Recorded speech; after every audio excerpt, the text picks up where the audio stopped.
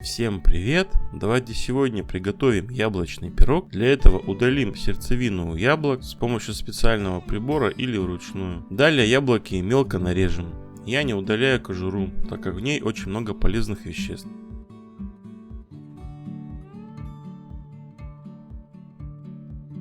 В емкость для запекания выложим яблоки. Приготовим заливное тесто.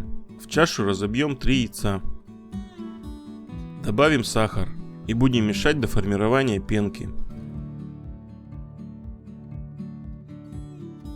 В яично-сахарную смесь, когда она будет готова, добавим дрожжи. Добавим соль, все перемешаем.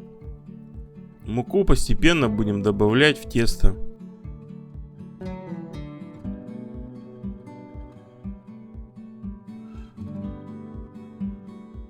В итоге у нас получится достаточно тягучее тесто. Жидким тестом зальем яблоки.